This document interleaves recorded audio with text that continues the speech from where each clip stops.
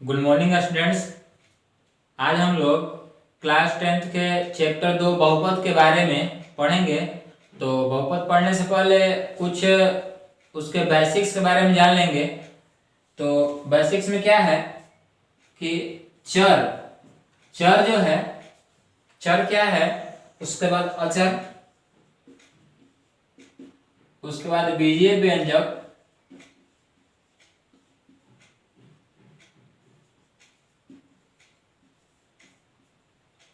तब फिर बहुपद। तो ये पहले 3 टर्म जानेंगे। चर चर क्या है? चर राशि वह राशि है जिसका मान जो है बदलते रहता है। चर राशि वह राशि है जिसका मान बदलते रहता है, उसे हम लोग चर राशि कहते हैं। जैसे एक्स वाई जेड रहेगा, ऐसे तो यह ए से लेकर के जेड तक होता है, ए बी सी, लेकिन ज्यादा हम लोग एक्स वाई जेड के ही रूप में लिखते हैं, तो ये ए से लेकर जेड तक होता है। अचर राशि क्या है? तो संख्यात्मक मान को अचर राशि कहते हैं। जिसका मान जो होता है, जिसका मान होता है, अचर राशि वो राशि है जिसका मान बदलता नहीं है, जो मान है वही मान रहता है। इसमें संख्यात्मक मान होता है, जैसे 1 2 3 4 5 ऐसे आगे तक जो भी संख्यात्मक मान होगा। और बीजीय व्यंजक अब आता है। तो बीजीय व्यंजक क्या है? तो बीजीय व्यंजक में हम लोग चर राशि और अचर राशि को एक किसी न किसी संबंध द्वारा, दोनों को किसी न किसी संबंध द्वारा ये दोनों आपस में मिले होते हैं, जुड़े होते हैं। जैसे मान लीजिए कि ये चर राशि है x और ये अचर राशि है 2। तो मान लीजिए इसको, ये दोनों के बीच क्या चीज का संबंध हुआ? तो जोड़ है, इन दोनों के बीच जोड़ का संबंध है। तो बीजीय व्यंजक में क्या होता है कि चर राशि और अचर राशि किसी न किसी संबंध द्वारा आपस में जुड़े होते हैं। जैसे जोड़ हो जाएगा, गुना हो जाएगा, घटाव हो जाएगा, भाग हो जाएगा। आइए थोड़ा एग्जांपल देख लेते हैं। मान लीजिए जोड़ हो गया, अब कोई अलग संख्या रहेगा, ये घटाव के रूप में हो गया। अब कोई अलग संख्या रहेगा तो ये जो है जोड़ हो गया, घटाव हो गया। अब यहाँ पे गुना हो जाएगा तो ये 5x हो जाएगा। अब ये भाग हो जाएगा, तो भाग हो जाएगा तो ये x/5 हो जाएगा। तो यही चार रूप में ये आपस में जुड़े होते हैं, इसके अलावा कुछ अलग नहीं होता है। या तो जोड़, घटाव, गुना और भाग, इसी के रूप में यह जुड़े होते हैं।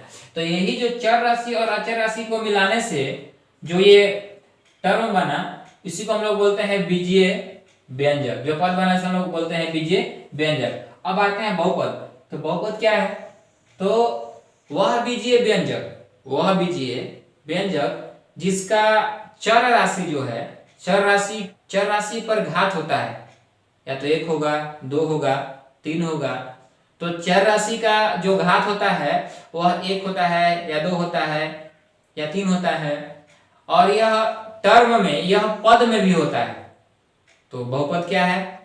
तो वैसा बीजीय व्यंजक जिसके चर पर घात हो, घात यानी कि 1 2 3, या माने कोई एक होगा, या तो 1 होगा, या तो 2 होगा, या 3 होगा, और यह एक पद में होगा, यह एक पद में होगा, उसको हम लोग बहुपद कहेंगे, बहुपद कहेंगे। तो बहुपद भी अलग अलग प्रकार के होते हैं। तो आइए देखते हैं कि पहला होता है रैखिक बहुपद। रैखिक बहुपद, देखिए रैखिक बहुपद क्या होता है? रैखिक बहुपद वह बहुपद होता है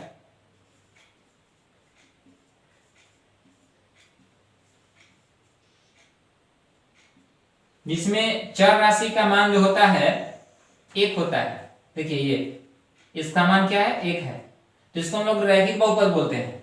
और इसमें जो होता है 1 का मान जो होता है 0 नहीं होता है। अगर 1 का मान 0 हो जाएगा तो ये पूरा 0 हो जाएगा, तो यह रैखिक बहुपद जो है नहीं हो पाएगा। इसको अगर हम लिखें एग्जाम्पल में, तो ये मान लीजिए 2x + 5, 2x + 5, तो ये जो है 2 हो जाएगा a का मान, 2 हो जाएगा a का मान, और ये जो 5 है यह हो जाएगा b का मान। तो ये रैखिक बहुपद है। अब आइए दूसरा जानते हैं हम लोग। तो पहला हो गया, दूसरा में क्या है? दूसरा में जो होता है वो होता है द्विघात बहुपद। द्वि का मतलब क्या होता है बताइए? द्वि का मतलब होता है 2। तो जिसमें चर का घात क्या हो? दो हो, ऐसे ax स्क्वायर bx प्लस सी के रूप में, जहां a का मान जो होता है 0 नहीं होता है। और इसमें जो है यहाँ ये जो घात होता है घटते क्रम में होता है, यहाँ भी घात होता है 0 होता है। जैसे मान लीजिए पहला हमने लिखा था यहाँ पे, तो ax का पावर 1 है, अब b यहाँ भी x होगा तो घटते क्रम में जाएगा, तो x का पावर हो जाएगा 0। तो एक किसी भी संख्या का पावर 0 हो उसका मान क्या होता है, उसका मान होता है 1। जब इसमें 1 से गुना करेंगे तो x का पावर 1 और a b आ जाएगा ना। तो सब में x छिपा होता है, लेकिन उसका पावर 0 होने के कारण उसका मान हो जाता है 1, इसीलिए हम लोग उस पर छोड़ देते हैं, नहीं लिखते हैं, उससे कोई दिक्कत नहीं है। इसके एक एग्जाम्पल देते हैं, तो मान लीजिए इसका हो जाएगा 3x और 3x स्क्वायर 5x और प्लस 4। तो ये हो जाएगा आपका a का मान, ये हो जाएगा आपका b का मान, ये हो जाएगा आपका c का मान, a का मान, b का मान और c का मान। ये a b c की आगे हमें माने a b c जो होता है, a b c जो है संख्यात्मक मान को दर्शाता है, संख्यात्मक मान को दर्शाता है। तो संख्यात्मक का मतलब क्या हो गया, मतलब जो अंकीय मान होता है, जो अंक वाला मान होता है उसको दर्शाता है a b c। और आगे भी इसमें d भी आएगा, देखते हैं। अगर हम लोग लिखते हैं त्रिघात बहुपद, त्रि का मतलब क्या होता है, त्रि का मतलब होता है 3, जैसा कि नाम से ही पता चल जा रहा है कि त्रिघात बहुपद है। तो त्रिघात बहुपद में क्या होगा, तो इसका जो चर होगा उसका चर का घात हो जाएगा 3। सबसे अधिकतम घात को हम लोग लेते हैं x cube bx square cx plus d।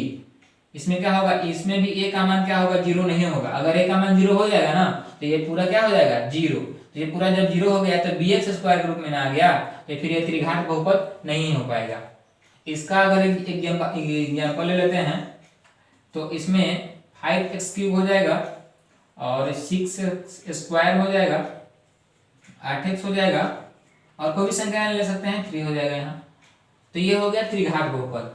तो ये हो गया रैखिक, द्विघात और त्रिघात। रैखिक मतलब क्या, जिसका चर है, चर का घात क्या हो, अधिकतम घात की संख्या 1 हो, उससे रैखिक बहुपद। जिसका चर का अधिकतम घात की संख्या क्या हो, 2 हो, उसे क्या कहते हैं, द्विघात बहुपद। और जिसका चर के अधिकतम घात की संख्या 3, उसे क्या बोलते हैं, त्रिघात बहुपद। तो ये हो गया आपका रैखिक, द्विघात और त्रिघात। अब आइए चैप्टर 2.1 की ओर चलते हैं और कुछ उसमें के प्रश्न लेते हैं। इससे पहले अगर इसको किन्हीं को उतारना हो तो उतार सकते हैं वीडियो को रोक करके।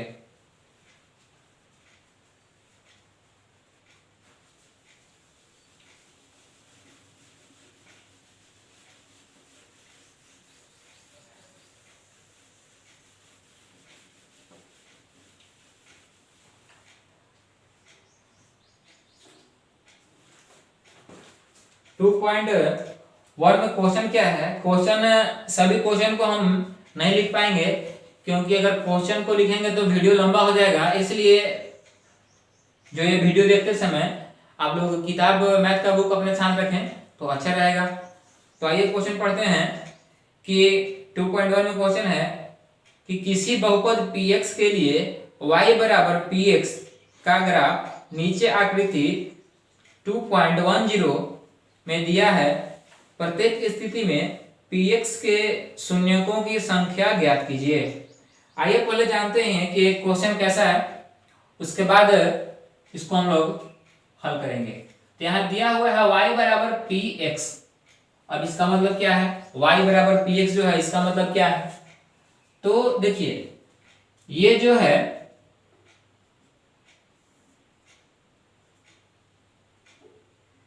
इसको बोलते हैं y अक्ष और इसको बोलते हैं x अक्ष, ठीक है।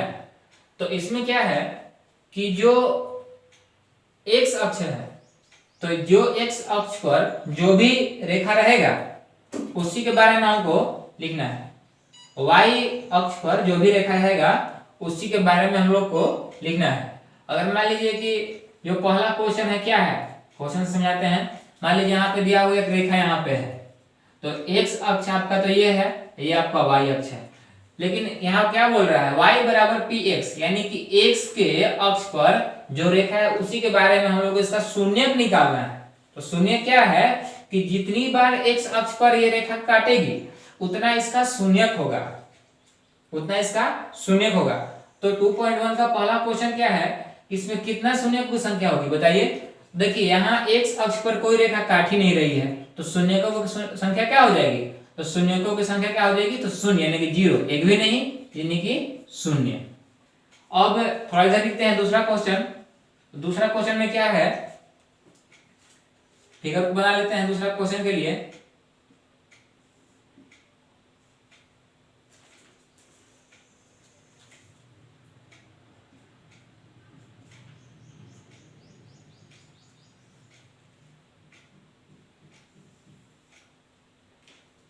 इसका जो है मूल बिंदु छूट गया है, यहाँ पे हम लिख देते हैं मूल बिंदु को।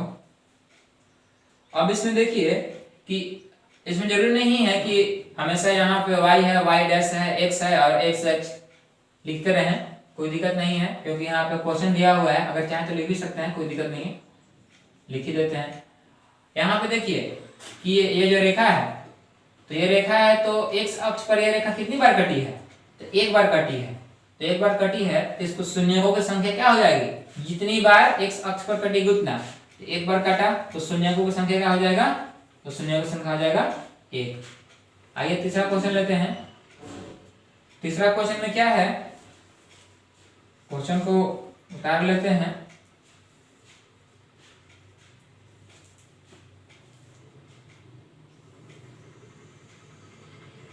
क्वेश्चन में आपका ऐसे है,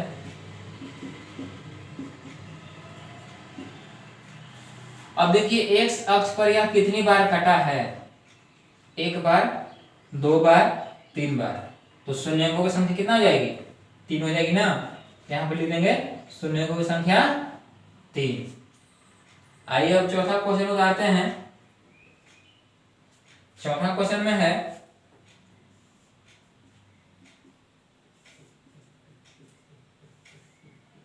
ऐसे है चौथा क्वेश्चन। यहाँ पे देखिए x अक्ष पर यह कितने बार कटा है, एक बार, एक बार यानी कि दो बार, एक बार यहाँ, एक बार यहाँ, दो बार कटा है ना। तो शून्यकों की संख्या कितना हो जाएगी, तो दो हो जाएगी। अब आगे पांचवा क्वेश्चन। पांचवा क्वेश्चन में है,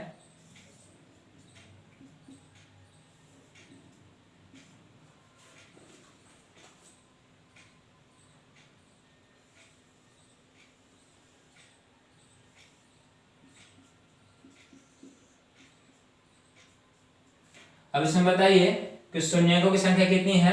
तो देख लीजिए x अक्ष पर यह कितनी बार कटा है, y अक्ष पर नहीं, केवल x अक्ष पर, x वाला, एक, दो, तीन, चार। तो शून्यकों की संख्या क्या हो जाएगी, तो शून्यकों की संख्या हो जाएगी चार। अब आइए लास्ट क्वेश्चन जो है, अंतिम क्वेश्चन, छठा क्वेश्चन है, उसको सोल्व करते हैं। अब इसमें जो है, ये जो क्वेश्चन है थोड़ा सा इसमें ऐसे है,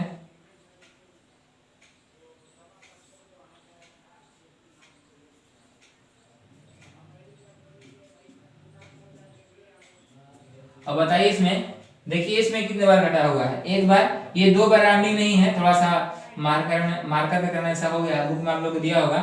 ये इसको एक ही हम गिनेंगे, तो एक बार, दो बार या तीन बार। तो इसमें शून्यकों की संख्या क्या हो जाएगी, तो शून्यकों की संख्या हो जाएगी तीन। तो ये आपका 2 पॉइंट चैप्टर जो है समाप्त हो गया। और जो भी क्लास 10th के स्टूडेंट और आपके मित्र फ्रेंड होंगे, तो उन सबों के पास ये वीडियो को आप शेयर कीजिए, और जो लोग भी सब्सक्राइब नहीं किए सब्सक्राइब कर लीजिए, और बेल की घंटी जो आइकन है उस पर दबा दीजिए। इससे क्या होगा कि जो भी नया वीडियो हम अपलोड करेंगे वो आप लोग समय पर मिलता रहेगा। चलिए, इसके लिए धन्यवाद।